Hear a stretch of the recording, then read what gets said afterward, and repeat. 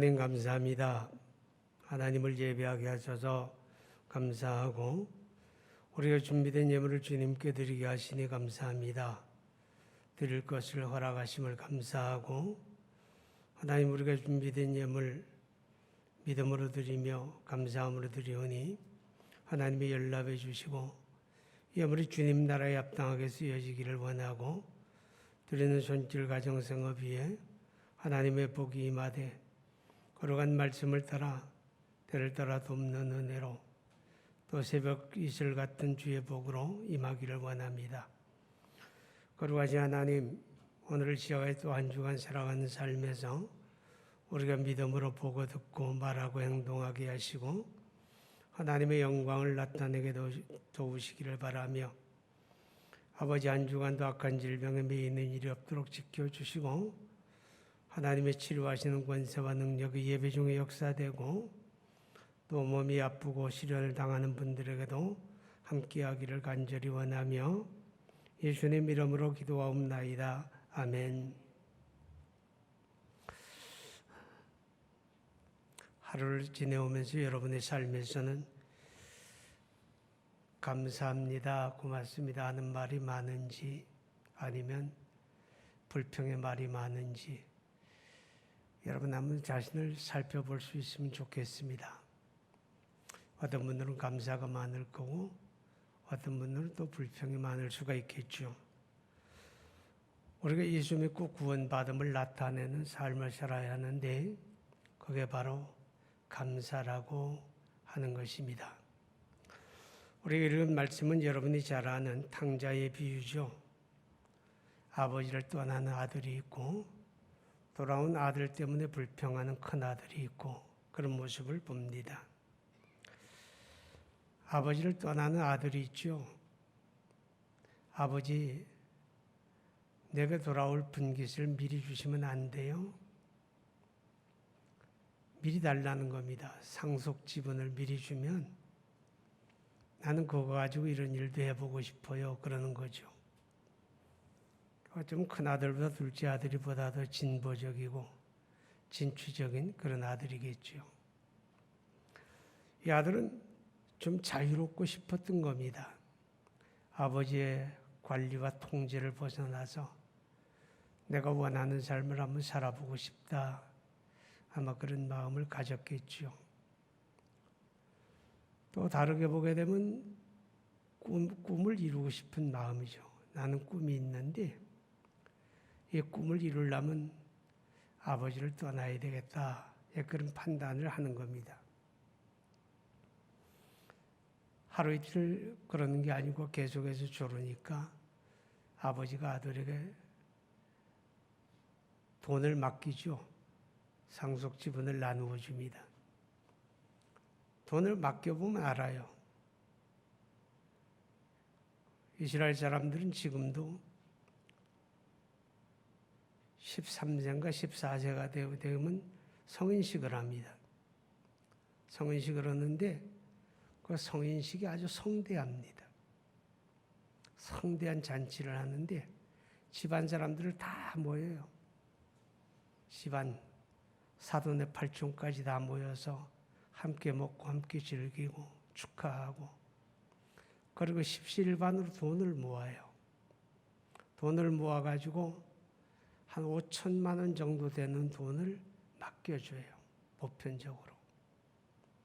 한 5천만 원 정도 되는 돈을 맡겨보고 네가 이것을 가지고 하고 싶은 걸 해봐라 그러는 거죠. 그럼 그 5천만 원을 가지고 13, 14세니까 아직 어리잖아요. 그걸 가지고 장사를 해서 이익을 남기고 그런 사람도 있고 또 그걸 탕진하는 사람도 있겠죠. 왜 돈을 맡기는가 하면 어려서부터 돈을 관리하고 돈을 사용하고 하는 걸 훈련시키는 거죠. 5천만 원을 그 아이의 경제 활동을 훈련시키는 비용으로 주는 거예요. 그렇게 키워서 그런지 이스라엘 사람들은 보편적으로 경제 활동이 남다르다. 그런 이야기 하잖아요. 그죠? 그래서 미국의 모든 경제를 움켜쥐고 움직이는 그룹이 유대인 그룹이다.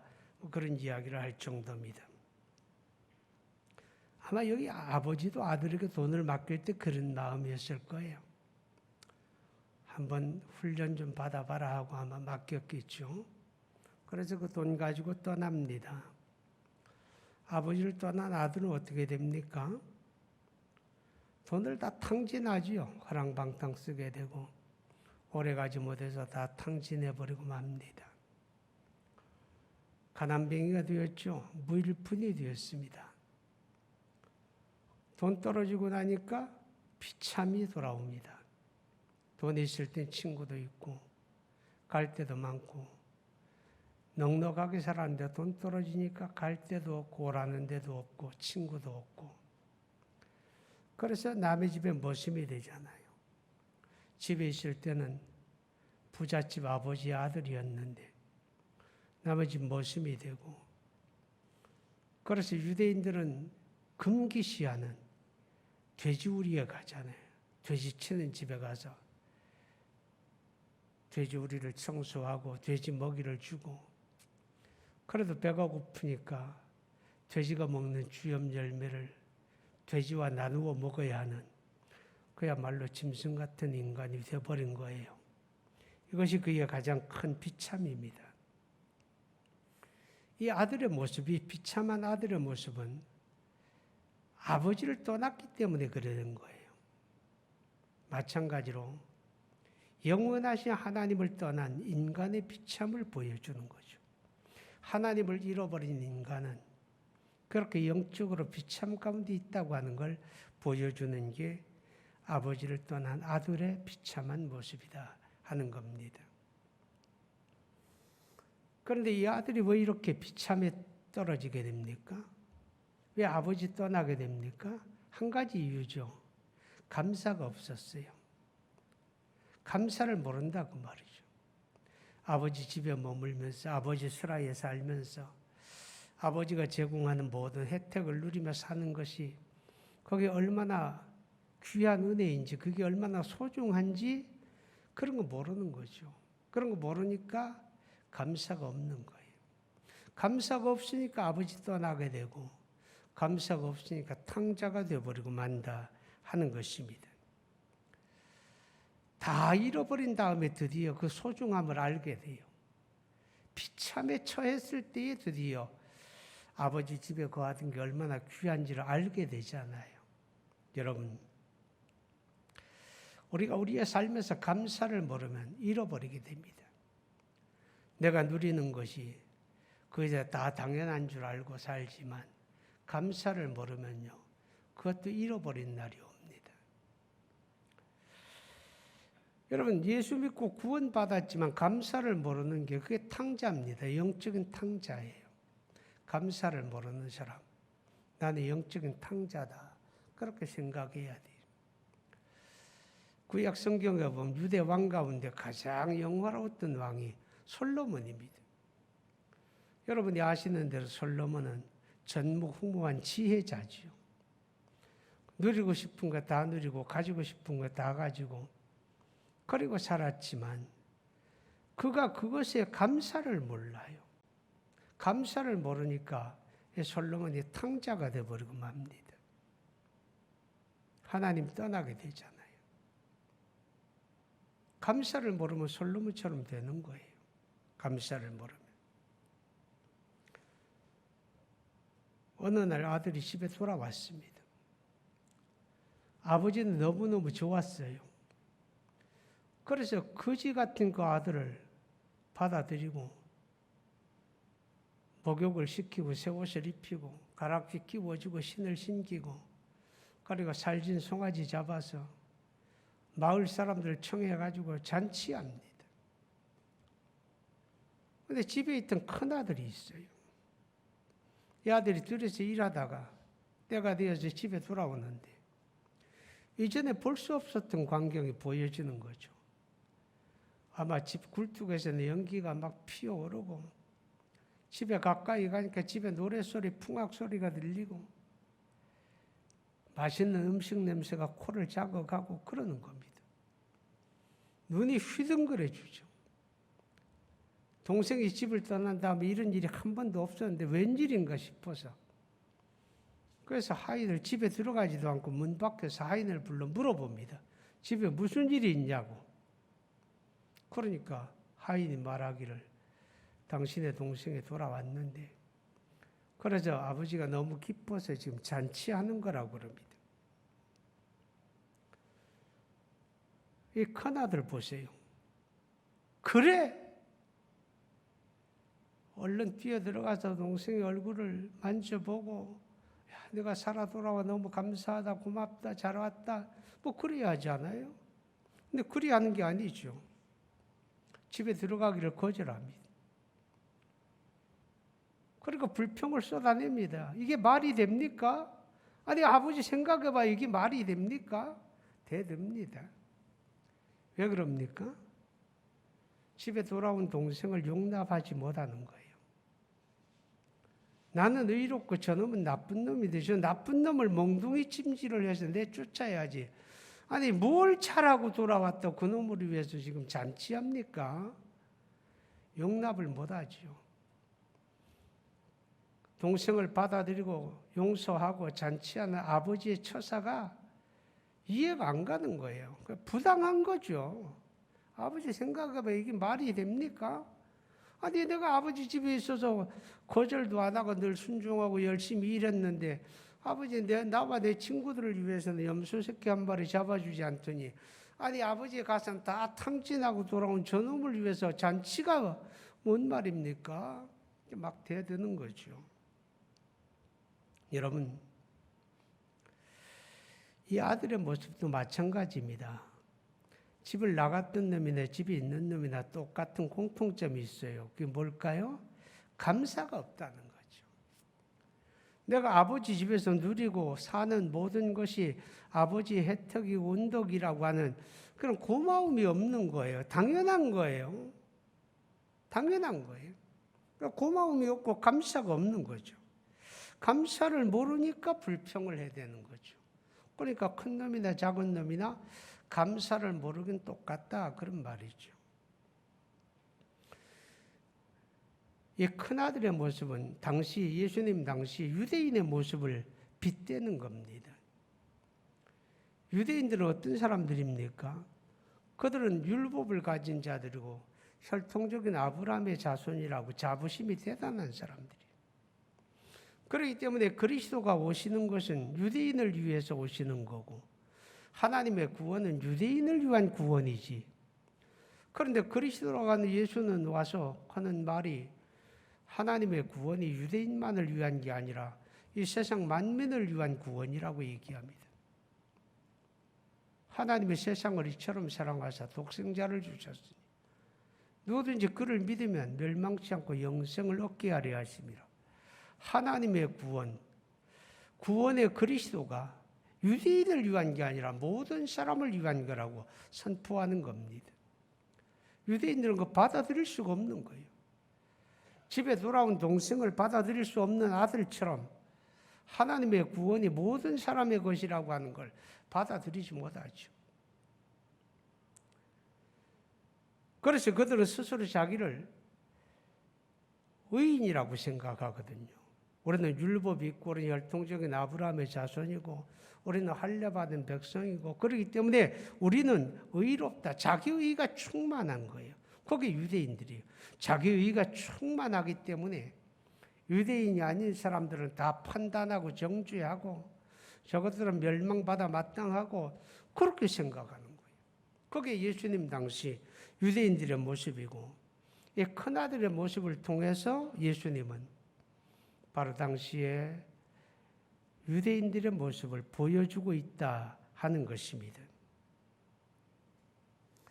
뿐만 아니라 이 큰아들의 모습을 통해서 예수님은 이 시대를 살아가는 예수 믿고 구원받은 우리 그리스도인들 가운데 감사를 잃어버린 사람들의 모습을 우리에게 말해주고 있습니다.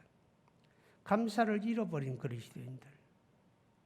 내가 하나님의 은혜를 누리며 산다고 생각하는 게 아니라 당연하다고 생각하는 거죠. 오늘 내가 건강한 거 당연한 거고 다른 사람은 코로나19에 감염이 되는데 나는 감염되지 않은 거, 그것도 내가 다 내 자기 관리 잘해서 내가 당연한 거예요. 다 당연한 거. 내가 건강한 것도 당연한 거. 우리의 가정이 건강하게 지켜지는 것도 그냥 당연한 거예요. 내가 열심히 일할 수 있는 일터가 있는 것도 당연한 거고. 예수 믿고 구원받은 사람들이 감사를 모르고 은혜를 모르고 이렇게 뭐든지 다 당연하다고 생각을 하는 거죠. 이 감사를 모르는 그리스도인의 모습이 바로 이 큰아들의 모습 속에 보여지는 겁니다. 이렇게 다 당연하다고 생각하게 되니까 다른 사람을 쉽게 판단하는 거죠. 그러게 되니까 아버지 마음을 느낄 줄 몰라요. 이 큰아들의 모습 속에는 아버지 마음을 공감하지 못하는 게 있잖아요. 아버지는 너무 좋은데, 그죠? 이렇던 아들이 돌아온 것만도 그냥 너무 좋은데, 이 형은 지금 동생을 빠져들인 아버지 마음을 공감하지 못해요. 여러분, 믿음이 큰 사람이 뭡니까? 믿음이 좋다는 건 뭡니까? 믿음이 좋으면 아버지 마음을 공감하는 사람이에요. 믿음이 크다는 건 아버지 마음을 공감하는 거예요. 하나님 아버지 마음을. 여러분, 예수 믿고 구원받았어도 감사가 없고 하나님의 마음을 느낌이 없다면 우리는 아직도 믿음이 어린 자입니다. 탕자와 같은 거예요. 이랬던 아들이 집에 돌아오게 됩니다. 왜 집에 돌아옵니까? 집에 돌아오는 이유는 자기가 비참하게 되었기 때문에 그런 거예요. 내가 비참하게 되고 나니까 아버지가 생각나는 거예요. 주머니에 돈 있고 잘 나갈 때는 아버지 기억도 안 나다가 내가 비참한 상황에 처하고 나니까 아버지가 생각나는 거고 아버지 집의 일들이 너무 소중한 걸 깨닫는 거예요. 참 부끄럽잖아요. 집에 돌아간다는 게, 그죠? 여러분, 누구든지 금의 환영하기 원하잖아. 잘 돼가지고 성공해가지고 의시되고 폼나게 집에 가면 얼마나 자랑스러워요. 그죠? 근데 그게 아니고 완전히 망해가지고 돼지우리에 뒹굴다가 그 더러워진 모습 그대로 얼마나 굶주렸는지 뼈만 앙상하게 남은 모습으로 먼 길을 터덜터덜 걸어오는데 신발도 없어지고 발은 부릅떠서 절뚝거리고 그런 모습으로 지금 돌아오는 것입니다. 이렇게 부끄럽지만 돌아가야 돼요. 왜요? 부끄럽지만 돌아가야 하는 이유는 그게 살 길이기 때문에 그래요. 돌아가야만 살기 때문에 그렇습니다.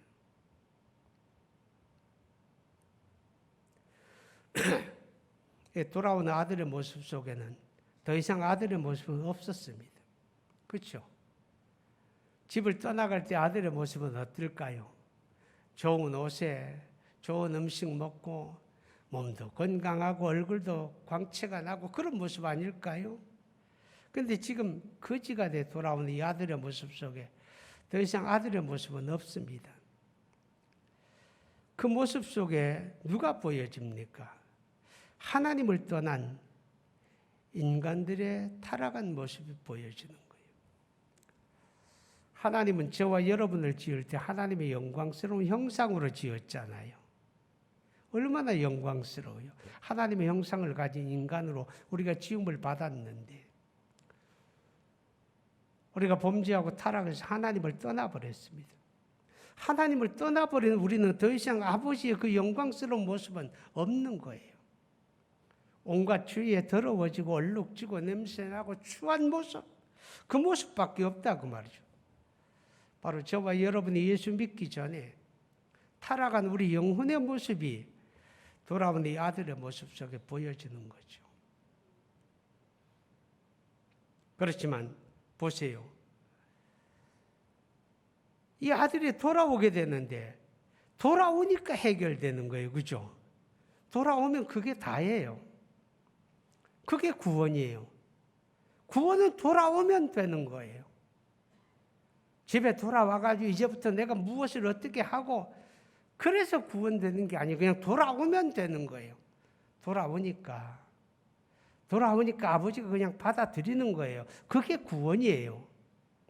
냄새 나는 대로, 더러운 대로 그냥 그대로 받아들이는 거예요. 돌아오면 되는 거예요. 그게 하나님의 구원이에요. 그게 그리스도 예수를 십자가에 내주신 하나님의 구원이다 하는 겁니다. 내 모습 이대로 주 받으옵소서. 우리가 찬송가 214장에 나오는 내용이죠. 그냥 돌아오면 되는 거예요. 아무것도 요구하지 않아요. 그냥 돌아오는 게 구원이다 그 말이죠. 그런데 말입니다. 돌아온 다음에는 달라지는 거예요. 돌아온 다음엔 달라져요. 구원받은 다음엔 달라지는 겁니다. 어떻게 달라집니까? 우선 겉모습이 달라지잖아요. 그죠? 더러웠던 거 다 벗겨주고 새 옷 입히고 가락지 끼워주고 신발 신겨주고 돌아올 때까지의 모습과 돌아온 다음의 모습은 달라진 거예요. 그죠? 달라지는 거예요. 구원받은 사람은 그렇게 달라지는 겁니다. 우리 영적인 신분이 달라지는 것뿐만 아니라 달라진 모습은 아버지 아들의 모습이잖아요. 그렇죠? 아버지 아들의 모습이에요. 우리가 구원받으면 아버지 아들이 되는 거예요. 그런데 변하는 것은 겉모습만 변하는 건 아니에요. 이 아들의 내면이 달라졌다는 거죠. 아들의 내면이 어떻게 달라졌을까요? 이전까지는 아버지의 은혜를 몰랐어요. 감사가 없었어요. 그런데 이제는 감사한 거죠. 그죠? 이제 너무너무 감사한 거예요. 아버지 집에서 살아가는 것이 얼마나 소중한지를 알게 되니까, 아버지가 나를 받아준 것이 얼마나 소중한지를 알게 되니까 이 아들의 내면은 그냥 감사한 거예요. 감사한 거.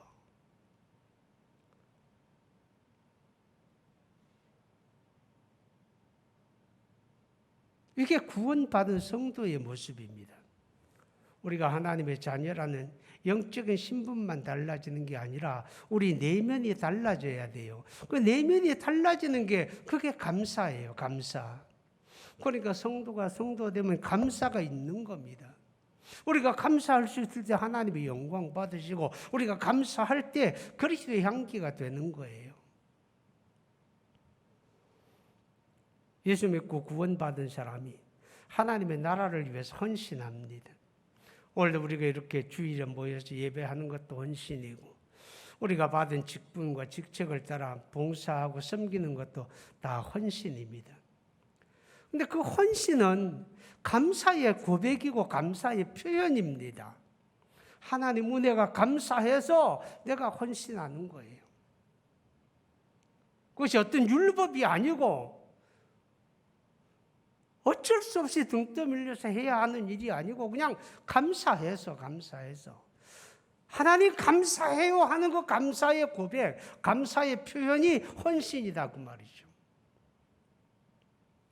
사도 바울이 정말 죽기 살기로 주를 위해서 살았던 사람이잖아요. 내가 선한 싸움을 싸우고 달려갈 길을 마치고 믿음을 지켰으니 이제 후로는 나를 위하여 의의 면류관이 예비되었도다. 이렇게 고백하는 바울의 그 헌신된 삶을 보세요. 가는 데마다 박수 받고 환영 받고 꽃다발 받고 뭐 그렇게 살았나요? 아니잖아요. 엄청난 고통과 핍박과 시련과 환난이 이어지는 속에서도 그 뒤로 물러가지 아니하고 그 사명의 자리를 지키고 헌신할 수 있었던 거 한 가지밖에 없어요. 감사해요. 할렐루야, 감사해요. 그러니까 모든 헌신은 감사의 표현이고 감사의 고백이다 그 말이죠. 말씀을 마칩니다. 집을 떠난 놈이나 집에 있는 놈이나 똑같은 공통점은 감사가 없다는 거예요. 나갔다가 돌아온 이 아들에게는 감사가 회복되는 거예요. 그게 구원이에요. 그게 은혜고, 오늘 저와 여러분의 가슴 속에 이 감사가 회복되어지기를 축복합니다. 보혜사 하나님의 성령이 우리 안에 역사하시고 성령으로 우리가 인도함을 받고 성령 충만할 때 그 모습도 감사밖에 없어요. 그게 성령 충만함의 모습이에요. 불평과 원망은 성령 충만의 모습이 아닙니다. 하나님의 성령이 충만하고 성령 안에서 저와 여러분이 감사를 회복할 때 우리의 삶이 하나님의 영광을 나타내게 될 줄로 믿습니다. 이 한 주간도 우리가 감사를 회복하는 그런 은혜가 있기를 바라고 기도합니다. 거룩하신 하나님 감사합니다. 복된 주님의 날에 하나님을 예배할 수 있게 하셔서 감사드리고, 오늘 이 예배가 하나님의 기쁨됨을 감사드립니다. 주께서 허락하신 거룩한 말씀을 마음에 새깁니다. 우리가 예수 믿고 구원받아 하나님의 자녀이면서도 감사가 메마르고 감사를 잃어버린 일이 너무 많습니다. 하나님, 우리의 심령이 뭐든지 당연하게 생각합니다. 은혜를 은혜로 느끼지 못하기 때문에 감사를 잃어버리고 살아갑니다. 이제 우리의 삶에서 감사가 회복되기 원합니다. 감사가 회복되고 감사해서 주님을 섬기는 우리의 삶이 되게 하여 주옵소서. 예수님 이름으로 기도하옵나이다. 아멘.